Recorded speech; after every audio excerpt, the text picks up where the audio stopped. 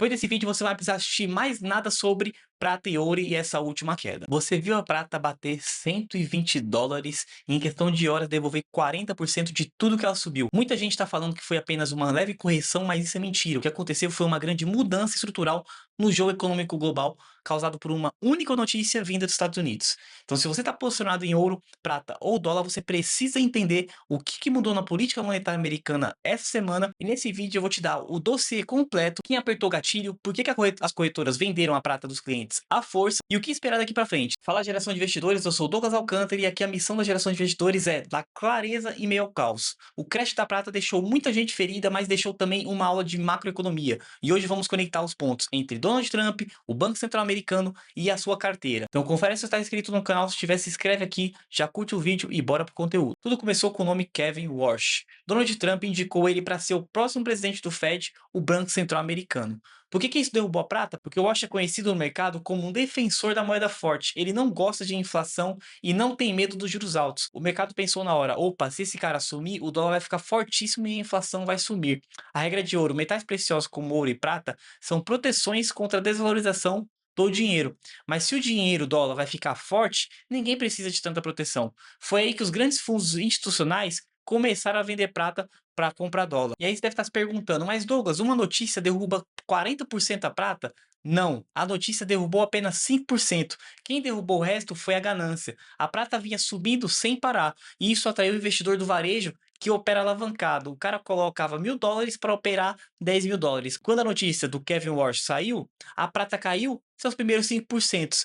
E a margem dessa galera foi consumida. E aí toda essa galera tomou uma chamada de margem ao mesmo tempo. E as corretoras não perguntaram se eles queriam vender. Eles venderam sua posição automaticamente a qualquer preço para cobrir o rombo. Então milhares de ordens de venda entraram ao mesmo tempo no mercado que já estava sem compradores. Então o preço não caiu, ele despencou num vácuo porque não tinha quem comprasse prata e as ofertas de venda não paravam de entrar. Então aqui está um detalhe que enriquece a sua análise nesse caso. Por que o ouro caiu só 10% tão e a prata 40%?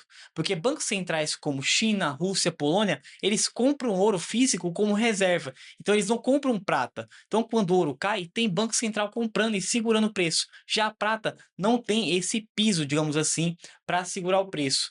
Porque a prata é usada na indústria. Então, se o juro americano fica alto, o efeito wash, a economia esfria e a indústria para. Então, menos indústria é igual a menos demanda por prata. Então, a gente vê que o ouro é dinheiro, já a prata é uma commodity industrial com uma mania de grandeza. Então, agora que a gente entendeu esse cenário onde, na verdade, a decisão do Trump de nomear o Kevin Warsh como presidente do Fed causou uma pequena queda na prata e na verdade os operadores ali que estavam alavancados dentro da prata tiveram a chamada de imagem na corretora todos ao mesmo tempo e caíram num vácuo onde a prata despencou 40% porque ela não é como o ouro que os bancos centrais compram, ela é na verdade uma commodity industrial. Qual é a conclusão prática para o seu bolso diante de tudo isso que eu te falei aqui, né?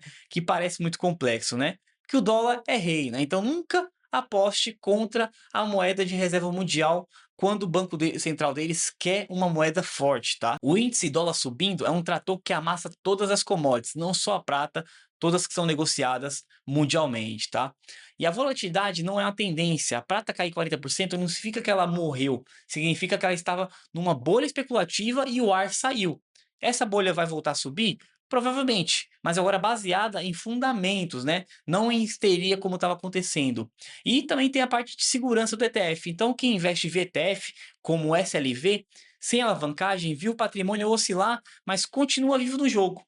Quem alavancou foi expulso do mercado porque teve a chamada de margem e teve seu patrimônio liquidado, tá? Então, no método ETF Allocation, a gente ensina que para ter em metais ali, de 5 a 10% no máximo, porque você vai entender que essa é uma parte que apimenta a sua carteira ali e te dá uma certa segurança, mas não é o prato principal da sua carteira. Então a gente divide a carteira ali em várias fatias e metais estão entre 5 e 10% no máximo ali da sua alocação, tá bom? Então, resumindo, a nomeação de um falcão do Fed, mais o dólar forte, mais o excesso de alavancagem, causou esse crash na prata. Não foi manipulação, foi a lei de oferta e demanda agindo da forma mais brutal possível. Eu espero que essa análise tenha tirado todas as suas dúvidas. E se você quer ter acesso a esse tipo de análise direto na sua carteira, sabendo exatamente quanto ter de ouro, quanto ter de prata, quanto ter de dólar para dormir tranquilo, esse lugar é no Carteira Express. Lá a gente não brinca de cassino, a gente constrói um patrimônio de verdade a longo prazo. Eu vou deixar o link aqui na descrição para você. E também comenta aqui para mim se você acha que esse dólar vai continuar subindo com esse novo presidente do Fed. Um abraço e até a próxima.